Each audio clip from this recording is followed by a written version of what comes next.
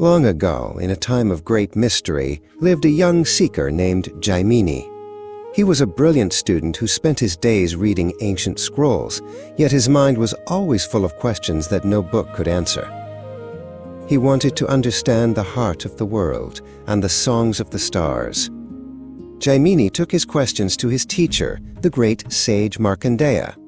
The wise sage smiled, knowing that some answers must be discovered, not just told. "Go to the Vindhya mountains," Markandeya whispered. "There, in a cave untouched by time, you will find 4 teachers unlike any you have ever met." Following his teacher's advice, Jaimini packed a small bag and began his journey. He walked through sun-drenched valleys and crossed rushing silver rivers. As he climbed higher into the Vindhya mountains, the air grew sweet with the scent of wild jasmine, and the trees seemed to lean in, as if they were sharing secrets. Deep within a hidden canyon, Jaimini found a cave hidden behind a curtain of shimmering emerald vines. The cave didn't look dark or scary. Instead, a soft, golden light pulsed from within, dancing like fireflies against the stone walls and illuminating the mossy ground. As Jaimini stepped inside, he saw 2 small, beautiful birds perched upon a crystalline rock. The first, Pingaksha, was the color of a summer sunset, with feathers of bright orange and gold. Beside him sat Vibhoda, who was as blue as the deepest ocean, with wings that shimmered like silk. Beside them sat 2 more birds, equally magnificent. Suputra was clothed in feathers the color of fresh spring leaves, and the last, Sumukha, was a royal purple, like the sky just before the stars come out. They did not fly away in fear. They simply watched Jaimini with a peaceful, knowing gaze.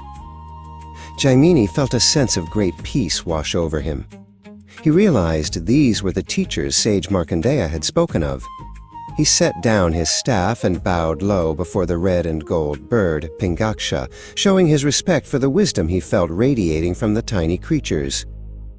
As the birds moved, Jaimini gasped in wonder. Their eyes were not like the eyes of other birds. They glowed with a soft internal light, a deep, ancient amber that seemed to contain the history of the world. Vibhoda and Suputra blinked, their eyes shining like twin suns in the cave's twilight. The purple bird, Sumukha, chirped a melody that sounded like 1,000 silver bells. Though it was a bird's song, Jaimini felt he could understand the meaning behind the music. He sat down on the cool cave floor, feeling like a small child about to hear the greatest story ever told.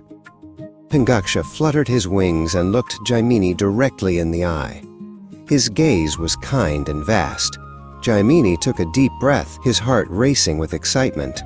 He looked at the 4 tiny masters and asked his first question, "How do you little birds know the secrets of the universe?"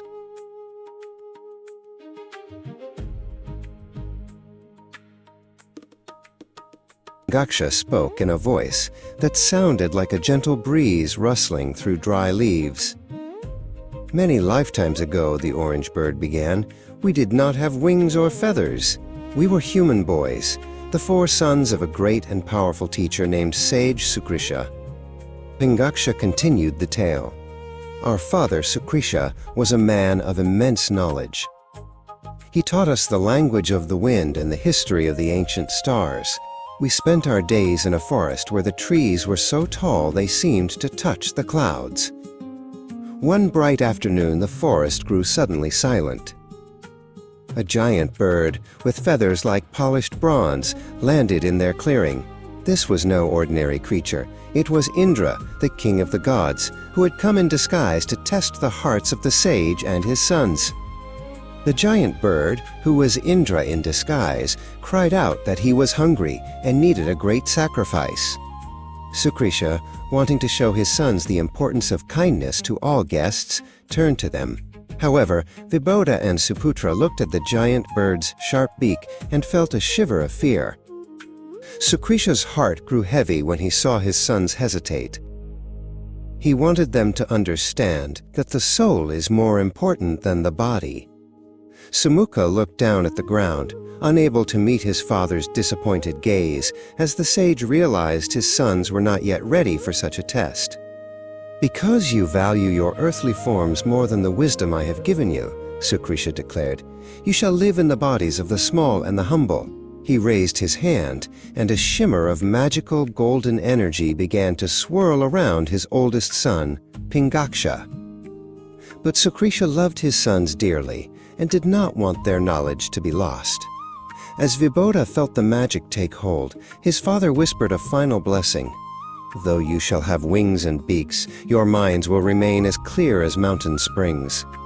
You shall keep all your wisdom forever." Slowly, the brothers felt their arms turn into wings of emerald, gold, blue, and purple.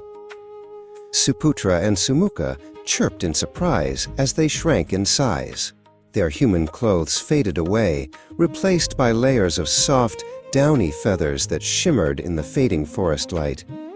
"And so," Pingaksha said, ruffling his bright orange feathers as the story returned to the present in the cave, "we flew to these mountains to study the world in peace.